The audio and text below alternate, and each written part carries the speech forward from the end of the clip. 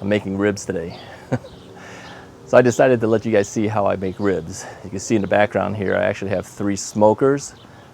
These are all Weber's. Over on this side, you'll see there's a Weber grill as well, which we're not going to be using today. I'm just going to use the middle size smoker. That's the 18.5 inch Weber Smokey Mountain. I also have over here, like many people do, a propane tank style grill, which we will not be using. Don't use that often. Over here, I've already started our coals on a chimney starter. This is really the best way to start any type of coal-based barbecue or grilling. I'm going to use the 18.5 inch smoker today, and I'll show you how I set that all up. All right, so for this smoker, I'm going to get rid of the cover here.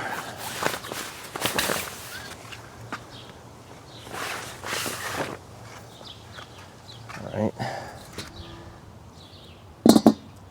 You see I actually have a little pizza pan in here. I use this pizza pan to put on top of the water tank. I've already cleaned the grill grates as best I can from the last time.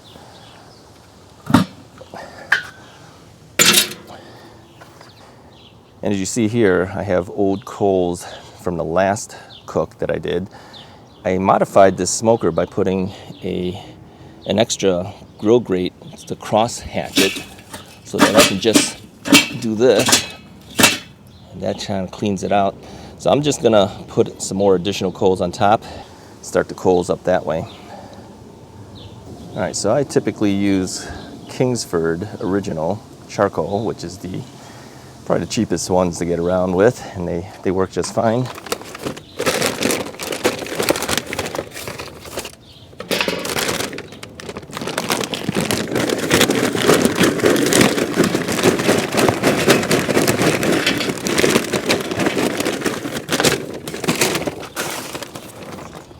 Okay, so here's how I do this.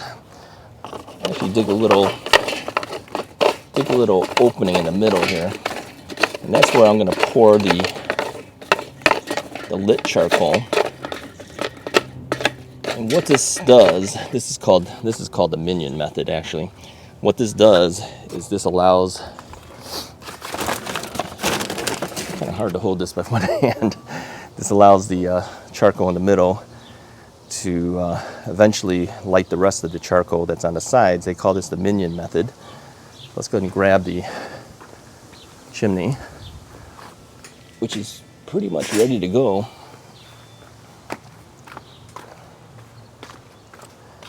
And we'll just pour it in the middle. That is it. So just leaving that go, that'll light the rest of the other ones, and that'll slowly burn everything rather than having everything all burnt in the beginning.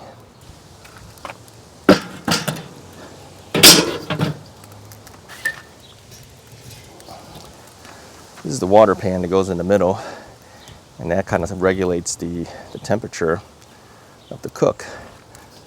I'll take that out, fill that with water, then I put the pizza pan, which is here, on top of that, and that'll keep it from getting dirty as quickly when things drip on it.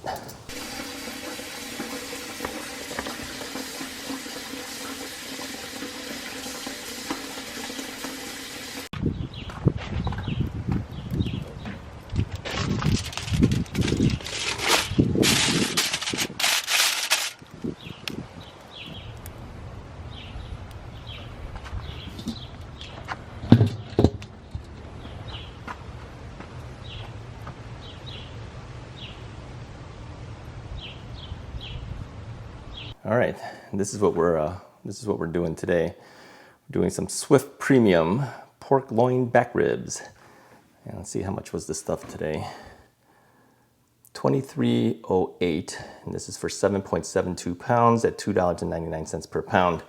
So this is the type of back ribs we usually use. There's three slabs inside there, and the membrane that's on the bottom of these ribs are always taken out already. So if you buy this brand from Costco, you don't have to remove the membrane on the bottom, which makes it a lot easier.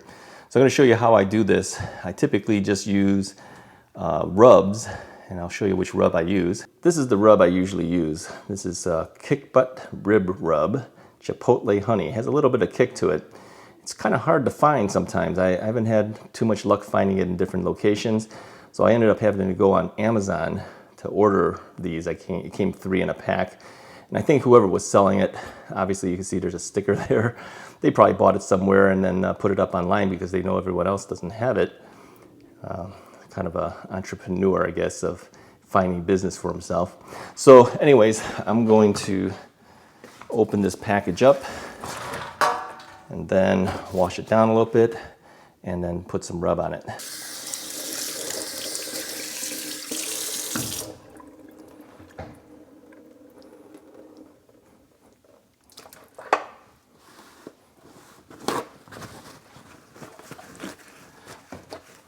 I usually dry the ribs off a little bit. I don't over dry it because if you over dry it, the rub doesn't stick too well. And some people put mustard as a binder. I tried that when I first started doing smoking, and I find that you don't taste the mustard, but I always kind of felt that that's a little weird doing that, so I don't do that. Okay, so I'm going to do something a little different that I usually don't do. I'm going to cut these ribs. I'm going to cut these in half. I typically don't like cutting the ribs in half, but I think this time I'm going to do it. So it fits on the smoker a little bit easier. I can fit a little bit more on the top grate. So I'm just going to kind of fit about here. So we'll cut these in half. I usually like keeping the ribs whole. To me, presentation-wise, looks better, but today we have a little more people coming than just me and my wife. And so we'll just do a 50-50 split for everybody. And it'll be easier to put on the grate. All right, so there we go.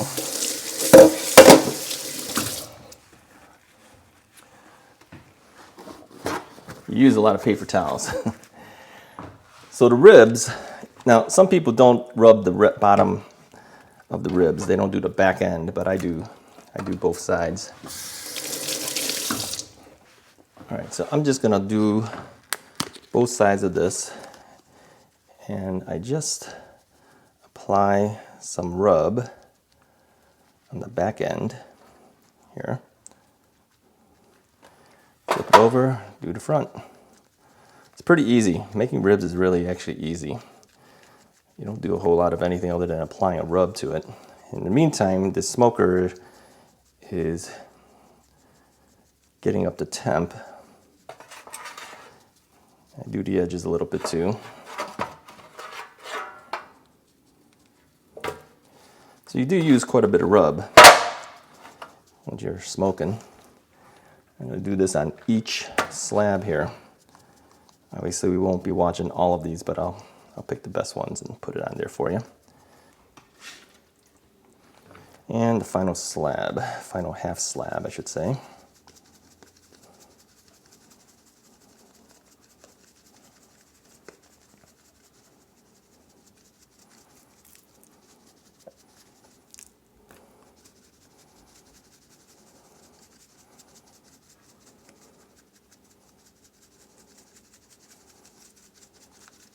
Now I actually have a rib rack I could actually put it on. I could have kept these whole and done a rib rack, but I'm going to serve these as halves, so I decided to cut it in advance. Now I'm just going to lay them all out. We'll eventually wrap as well, so I'm going to do about 2.5 to 3 hours without wrapping it. And then I'm going to take them all out, put some aluminum foil on it, put some barbecue sauce, and then close it back up for another 2 hours or so. And by doing that, that will give you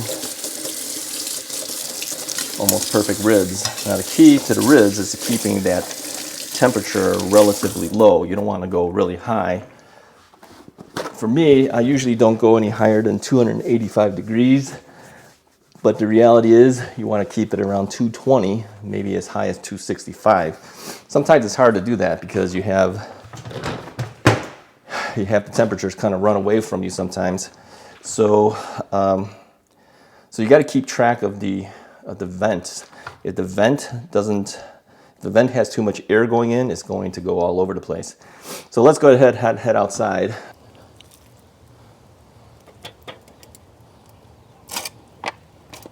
So I'm just going to arrange these. So we try to get all 6 of these half slabs in here. It's kind of tough sometimes, trying to find a position to do this. Maybe this way. Let's see. Okay, I think we're getting them in here. That's like cramming them in there. So we've got all 6 of the half slabs in there.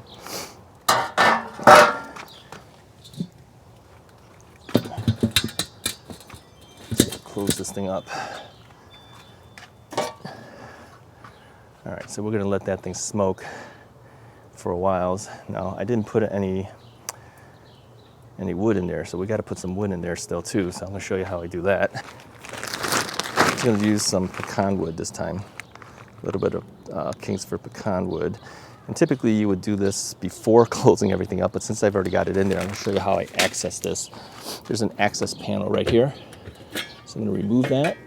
And I'm just gonna toss the wood in. You're better off to use chunks, quite frankly. But since I don't have chunks, this is the best we're gonna get.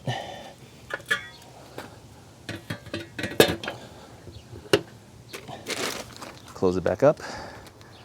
Let that guy smoke. Now, thin blue smoke is always best, but in this case, we're just gonna do it. Not gonna worry too much about it. Okay, now typically, I have 2 of these ThermoWorks smoke thermometers. So I have one here, and I have one here. So I've got 2 units, I've got 2 remotes. Obviously we don't need all of them, so I'm just gonna pick one, turn this thing on. And with all these these probes, we don't need all the probes either, because I'm not even gonna put the probe inside the meat. I'm just gonna take the grate probe, if I can untangle it from the mess here.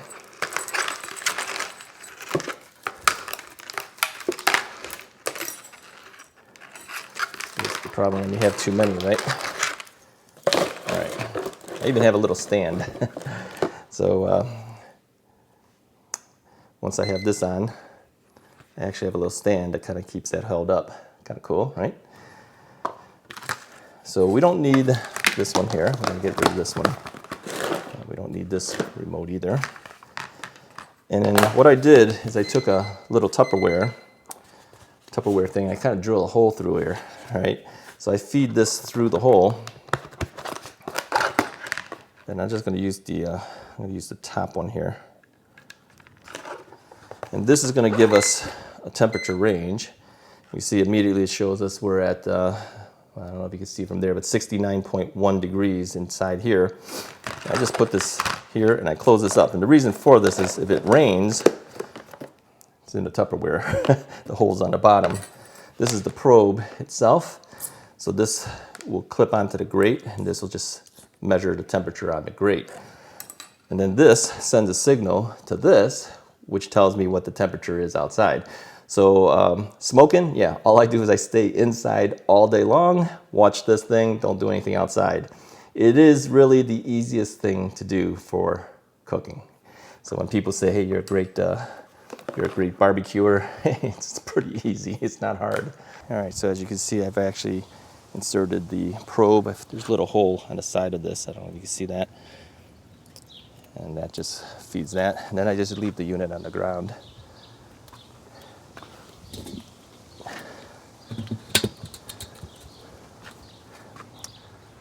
The top vent stays open all the time. The bottom vents are a little smaller. I usually do about a pencil width in opening on all 3 of them. So we're good. We're gonna let that run.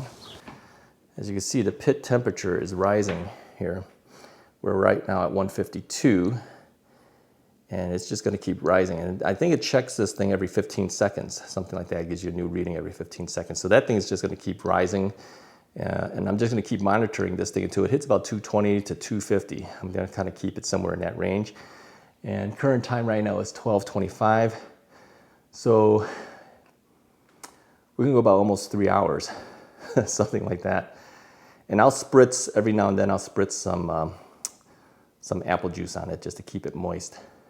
Okay, we are 2 hours and 15 minutes in.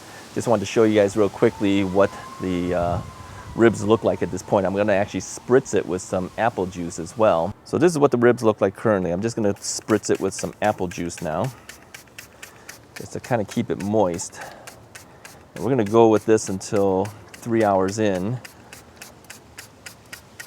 just to give it some good color and things. And you notice too, we're not really checking the temperature of the ribs itself. Typically, if you do things like pulled pork, you would actually have a temperature probe inside the meat itself to keep an idea of how it's going. But ribs, we don't really do that. We do a lot of people do a 3-2-1 type of method for spare ribs. These aren't spare ribs here. We're actually using baby back ribs today. So what that basically means is 3 hours unwrapped, 2 hours wrapped in foil with sauce on it, and then another hour unwrapped back up on the grate. That'll tighten it back up so you don't have fall off the rib type bones. You have things that are tightened up. But for me, I actually prefer something that's somewhere halfway in between, something that's not fall off the bone, but something that has a little bit of bite to it as well. So I'm gonna do 3, 2, and maybe 15 minutes, and that's about it. And that's usually enough for me. All right, it is now 3 hours in, and it's time to wrap these things in aluminum foil. So I'm gonna take the ribs out of the smoker, wrap them up in some aluminum foil, put some sauce on it. A little bit of sauce will go a long way. And then put them right back onto the smoker. So we'll do probably another almost 2 hours, but not quite, maybe. We'll see how it goes. And then we'll put it back on the grate one last time and finish it off. So let's go outside and take a look to see what that looks like. All right, so this is what the ribs look like before we take them off of the grate. All right, to wrap this, I'm just going to use some aluminum foil. I want to grab enough of it to do it. All right, now we're going to wrap the ribs, and I'm using Pappy's from St. Louis, Jane's Sweet Barbecue Sauce. This is what it looks like, to kind of give you guys an idea. This is from a barbecue house out in St. Louis. My daughter brought a bunch of this back for me. It's pretty good sauce. Kind of reminds me of Sweet Baby Ray's, but not 100% like Sweet Baby Ray's. Now, I usually use a silicone brush, but I can't find that thing, and I've been looking all over for it for the last couple of smokes I've done, and I can't find it. So I'm just gonna spread it with the silicone spatula. Now, I don't put any on the back end. Some people do, but I don't think it's really that necessary. It's not much meat back there anyways. People do it just so it looks good, but I think it's just kind of a waste of sauce. So I'm just gonna put some on that, and I'm gonna do this for each one of these half ribs. I'm just going to wrap it up, close that guy up here. It's going to kind of like steam itself in there, really, and that's going to tenderize the meat even more. And some people don't like doing this, kind of call it like the Texas crutch, but you see how dark this one came out. This is quite a bit darker, but I like to do it because it makes the ribs a little bit softer, which is kind of nice. So I just make sure I put enough sauce on all parts of this. Now, some people also put a little bit of apple juice or something in there too that kind of helps keep it moist. I think I will do that too now that I'm thinking about it. So they'll wrap these things up, but they'll pour a little bit of apple juice. And I think instead of pouring the apple juice, I'm just gonna spritz some in here, just so there's a little bit of moisture in here. A little bit of moisture in here. That kind of helps steams it up a little bit too, if you think about it. I'll wrap that up again. Let me put some in the one that I originally wrapped up as well, so that doesn't seem like it's missing anything. Spritz a little bit on here as well. Just to get a little bit of moisture in there.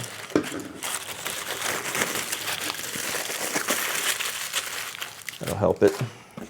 We'll do this for each one. Again, I'm not going to show you all of them, but take the best looking one as we do it. So let's see if we have enough for this. And then I'll use a new bottle for other stuff when it comes off again to tighten things up. You want to tighten up the ribs one last time. And some people put a full hour, but again, these are not spare ribs, these are baby racks, and if you put too long, it's going to dry the ribs out. So some people have done 2.5. So 2 hours unwrapped, 2 hours wrapped, and then just a half hour or so to tighten things up back up on the grate. But we did 3 hours, and I don't even know if we'll need a full 2 hours on this second time around. May not really need that much. I'm going to play it by ear. Sometimes for me, I just sometimes for me, I just finish things off by when people come in and are ready to eat. So I don't really care a whole lot. So,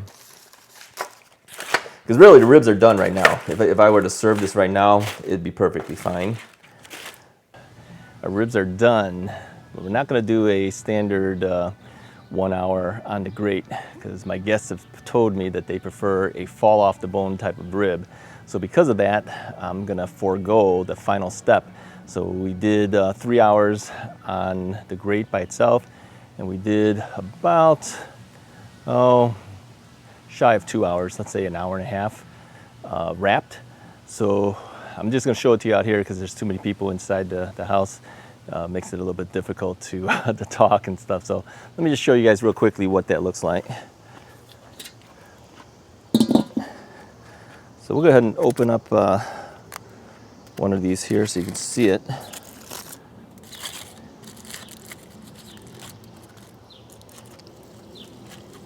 That's what these ribs kind of look like here. It's not bad, actually. It looks pretty good. And if you look real carefully here, move this out of the way a little bit, you'll see that there's a certain amount of pullback from the ribs, and that's actually important. That kind of tells us that the ribs are actually really done. I'll see if I get another shot a little later, maybe just a still stationary shot of it. But this is what the ribs will look like when you're finished. All right, I just wanted to show you a final photo of the finished product with a little bit of corn there. The ribs came out pretty good, actually. Good bite to them. It didn't actually fall off the bone. I think if I would have put in the extra half hour to 1 hour on the grate, it probably would have stiffened it up too much. So this was actually perfect. So overall, I was very happy with the results.